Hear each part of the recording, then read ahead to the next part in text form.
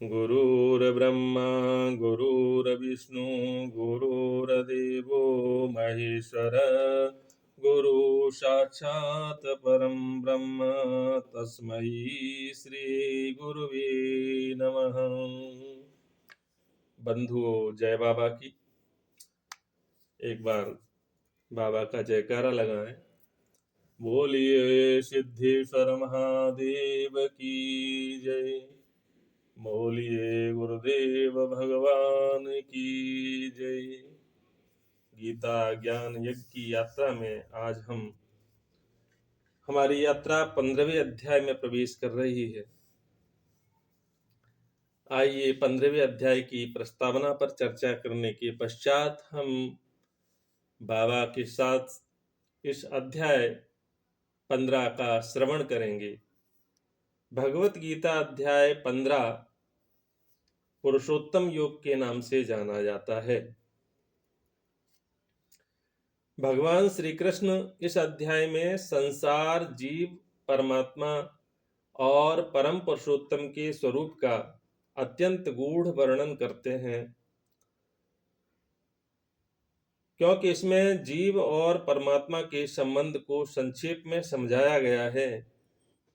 अतः इसको गीता का बहुत महत्वपूर्ण अध्याय माना जाता है। संसार रूपी अश्वत्थ वृक्ष अध्याय के प्रारंभ में भगवान संसार की तुलना एक उल्टे अश्वत्थ अर्थात पीपल वृक्ष से करते हैं। इसकी जड़ ऊपर परमात्मा में है, शाखाएं नीचे फैली हुई हैं, वेद इसके पत्ते हैं और कर्म विषय वासना इसकी शाखाओं को बढ़ाते हैं। यह संसार निरंतर परिवर्तनशील है। जो व्यक्ति इस वृक्ष को वास्तविक स्वरूप को जान लेता है वही तत्वज्ञानी कहलाता है।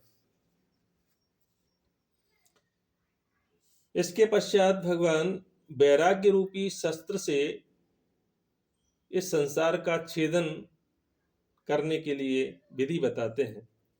तो वैराग्य रूपी शस्त्र से संसार का छेदन, भगवान कहते हैं कि इस संसार वृक्ष को वैराग्य रूपी दृढ़ शस्त्र से काटना चाहिए और उस परम पद की खोज करनी चाहिए जहां पहुंचकर जीव फिर संसार में वापस नहीं आता है। जीवात्मा का स्वरूप क्या है? भगवान श्री कृष्ण बताते हैं कि जीव परमात्मा का सनातन अंश है। शरीर बदलते समय जीव अपने मन और इंद्रियों को साथ लेकर जाता है। जैसे वायु सुगंध को एक स्थान से दूसरे स्थान तक ले जाती है, वैसे ही जीव संस्कारों को लेकर नए शरीर में प्रवेश करता है। परमात्मा की सर्वव्यापकता का वर्णन आता है और भगवान बताते हैं कि सूर्य, चंद्रमा और अग्नि का प्रकाश उन्हीं से है। वे पृथ्वी में प्रवेश करके सभी प्राणियों को धारण करते हैं। भोजन को पचाने वाली जठराग्नि भी वही है। सभी के हृदय में स्थित होकर स्मृति, ज्ञान और विस्मरण प्रदान करते हैं। क्षर, अक्षर और पुरुषोत्तम, भगवान इन तीन तत्वों का वर्णन करते हैं। क्षर पुरुष क्या है? समस्त नश्वर प्राणी और भौतिक जगत जो परिवर्तनशील और नाशवान है उसको क्षर पुरुष कहते हैं। अक्षर पुरुष अविनाशी जीवात्मा जो शरीर के नष्ट होने पर भी नष्ट नहीं होती, उसे अक्षर पुरुष कहा गया है। और पुरुषोत्तम क्षर और अक्षर दोनों से श्रेष्ठ परमात्मा जो संपूर्ण जगत का पालन और नियंत्रण करते हैं, वही भगवान श्री कृष्ण है। पुरुषोत्तम को जानने का फल क्या है? भगवान बताते हैं कि जो व्यक्ति भगवान पुरुषोत्तम रूप में जान लेता है, जो व्यक्ति भगवान को पुरुषोत्तम रूप में जान लेता है, वह पूर्ण ज्ञान प्राप्त कर लेता है, संपूर्ण भाव से भगवान की भक्ति करता है, जीवन का परम लक्ष्य प्राप्त कर लेता है। इस अध्याय का जो मुख्य संदेश बताने का प्रयास किया गया है वो है कि यह संसार एक अस्थाई वृक्ष के समान है। जीवात्मा परमात्मा का अंश है, लेकिन अज्ञान के कारण संसार में बंधी रहती है। वैराग्य, ज्ञान और भक्ति के द्वारा जीव पुरुषोत्तम भगवान को प्राप्त कर सकता है और जन्म मरण के चक्र से मुक्त हो सकता है।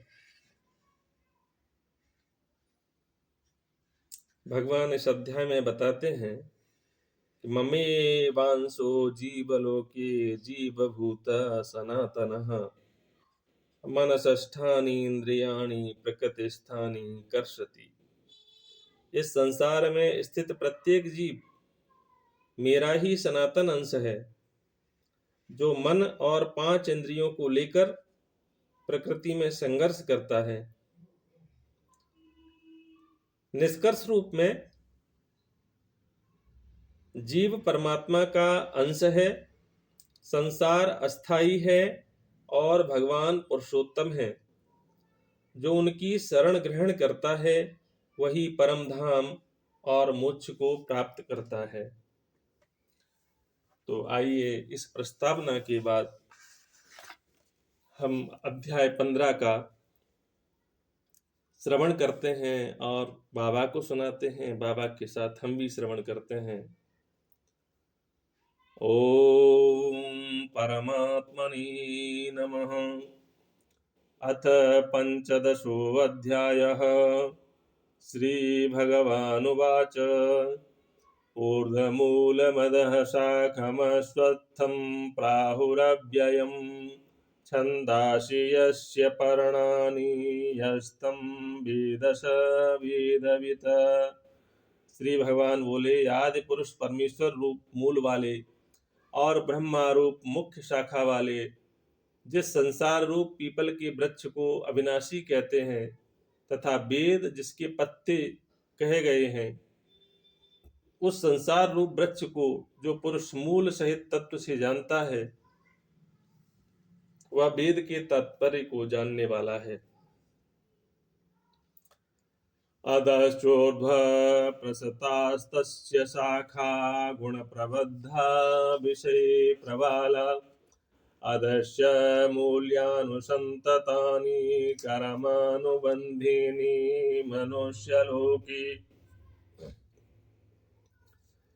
उस संसार वृक्ष की तीनों गुण रूप जल के द्वारा बढ़ी हुई एवं विषय भोग रूप कोपलों वाली देव, मनुष्य और तिर्यक आदि योनि रूप शाखाएं नीचे और ऊपर सर्वत्र फैली हुई हैं तथा मनुष्य लोक में कर्मों के अनुसार बांधने वाली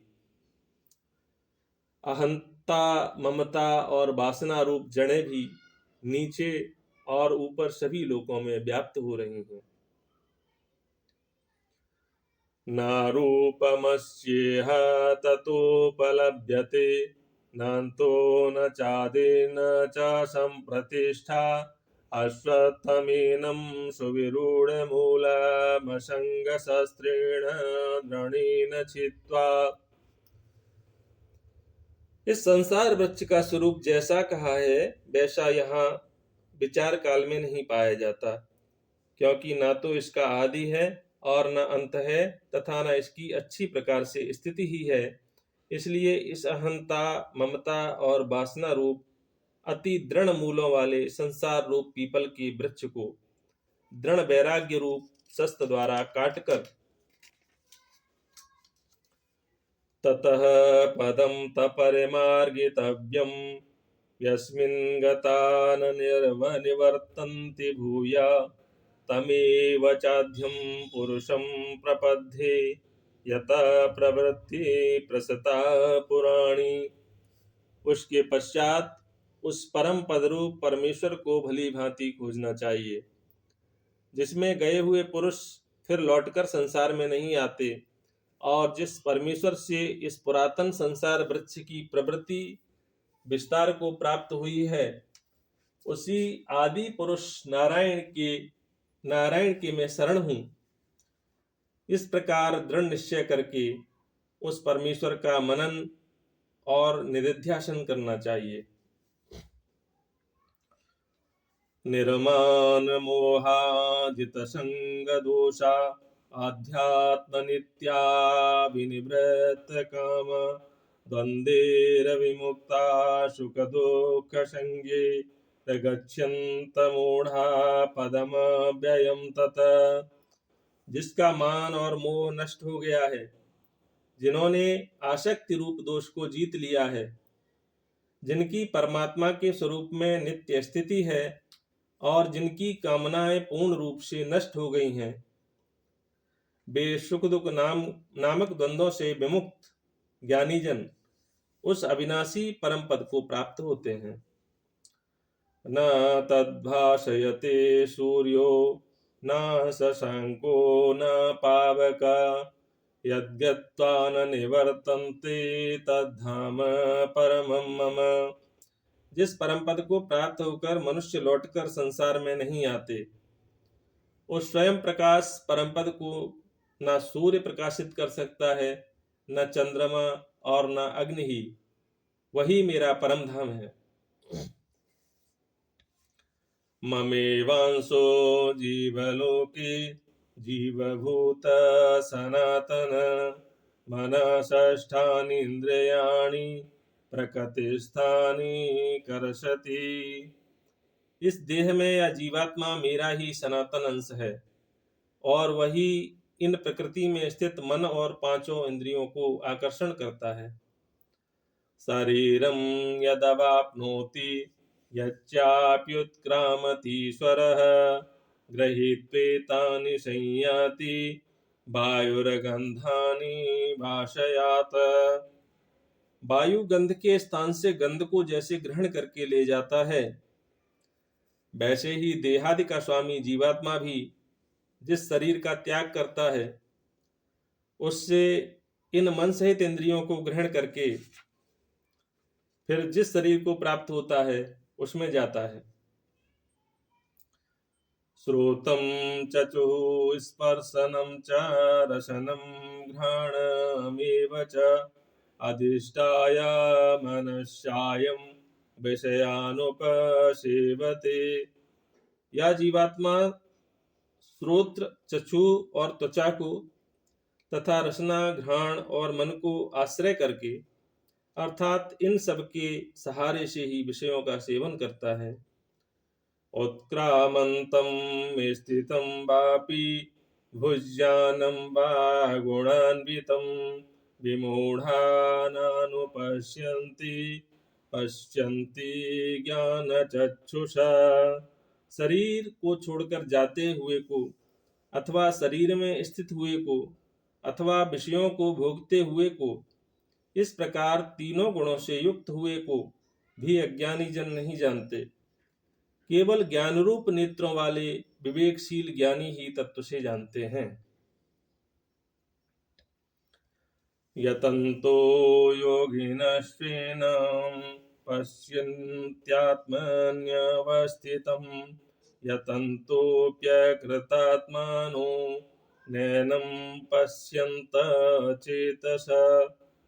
यत्न करने वाले योगी जन भी अपने हृदय में स्थित इस आत्मा को तत्व से जानते हैं, किंतु जिन्होंने अपने अंतःकरण को शुद्ध नहीं किया है, ऐसे अज्ञानी जन तो यत्न करते रहने पर भी इस आत्मा को नहीं जानते। यदादित्यागतं तेजो जगद्भासयतेऽखिलं यच्चन्द्रमसि यच्चाग्नो तत्तेजो विद्धि मामकम्।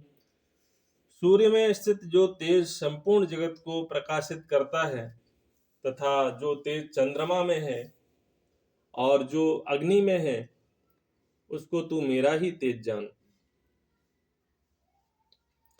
गमागामावेश्य च भूतानि धारयाम्यहमोजसा पुष्णामि चाषधि सर्वाः सोमो भूत्वा रसात्मकः। और मैं ही पृथ्वी में प्रवेश करके अपनी शक्ति से सब भूतों को धारण करता हूँ और रस स्वरूप अर्थात अमृतमय चंद्रमा होकर संपूर्ण औषधियों को अर्थात वनस्पतियों को पुष्ट करता हूँ। अहम वैश्वानरो भूत्वा प्राणिनां देहमाश्रितः प्राणापान समायुक्त पचाम्यन्न चतुर्विधम्। मैं ही सब प्राणियों के शरीर में स्थित रहने वाला प्राण और अपान से संयुक्त वैश्वानर अग्नि रूप होकर 4 प्रकार के अन्न को पचाता हूँ। सर्वस्य चाहं हृदये सन्निविष्टो मतः स्मृतिर्ज्ञानपमोहनम्। सर्वस्य चाहं हृदये सन्निविष्टो मतः स्मृतिर्ज्ञानमपोहनं च वैदेश्य सर्वैरहमेव व्याध्यो वेदान्तकृद्वेदविदेव चाहम्। मैं ही सब प्राणियों के हृदय में अंतर्यामी रूप से स्थित हूँ तथा मुझसे ही स्मृति ज्ञान और अपोहन होता है तथा सब वेदों द्वारा मैं ही जानने के योग्य हूँ तथा वेदांत का कर्ता और वेदों को जानने वाला भी मैं ही हूँ। द्वाविमो पुरुषौ लोके चरश्चाक्षर एव च क्षर सर्वाणि भूतानि कूटस्थो क्षर उच्यते। इस संसार में नाशवान और अविनाशी भी ये 2 प्रकार के पुरुष हैं। इनमें संपूर्ण भूत प्राणियों के शरीर तो नाशवान और जीवात्मा अविनाशी कहा जाता है। उत्तम पुरुषस्त्वन्यः परमात्मेत्युदाहृतः यो लोकत्रयमाविश्य बिभर्त्यव्ययः ईश्वर। इन दोनों से उत्तम पुरुष तो अन्य ही है जो तीनों लोकों में प्रवेश करके सबका धारण पोषण करता है एवं अविनाशी परमेश्वर और परमात्मा इस प्रकार कहा गया है। यस्माच्चरमतीतो अहमाचरादपि चोत्तमः अतोऽस्मि लोके वेदे च प्रथिता पुरुषोत्तम। क्योंकि मैं नाशवान जड़वर्ग क्षेत्र से तो सर्वथा अतीत हूँ और अविनाशी जीवात्मा से भी उत्तम हूँ, इसलिए लोक में और वेद में भी पुरुषोत्तम नाम से प्रसिद्ध हूँ। यो मामेवं सम्मूढो जानाति पुरुषोत्तमं सा सर्वैर्भजति मां सर्वभावेन भारत।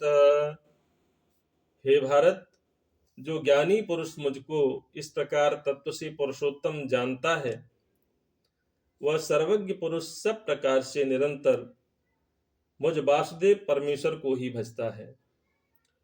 इति गुह्यतमं शास्त्रमिदमुक्तं मया नघ एतद् बुद्ध्वा बुद्धिमान् स्यात् कृतकृत्यश्च भारत। हे निष्पाप अर्जुन, इस प्रकार यह अति रहस्य युक्त गोपनीय शास्त्र मेरे द्वारा कहा गया, इसको तत्व से जानकर मनुष्य ज्ञानवान और कृतार्थ हो जाता है।